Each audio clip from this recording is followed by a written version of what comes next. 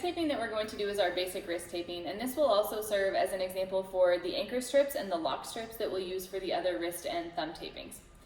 The use of pre-wrap on the wrist is up to the client or the patient or the athlete or the person that you're taping.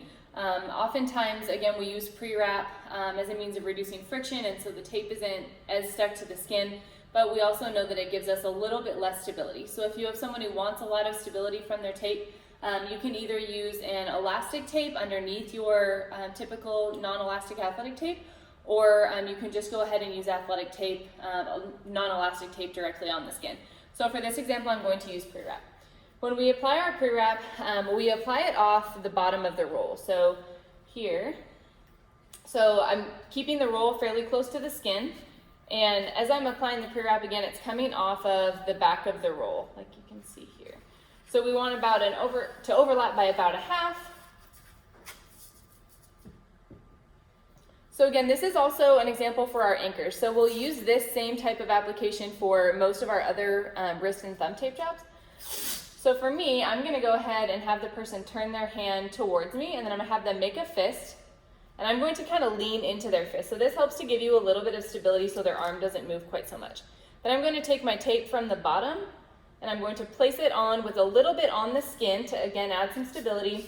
Place one tail down, bring my roll around, tear it off, and place the other tail. When we do it in this way, then we don't have to tape continuously, and we don't have to worry about getting our tape too tight. So again, add some stability, keep the hand from moving. And we want to overlap our tape by about a half.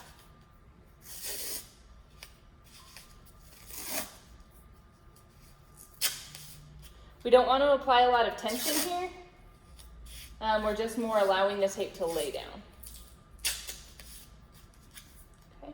So what you can see is that the tape kind of crosses where we have our endings of our tape.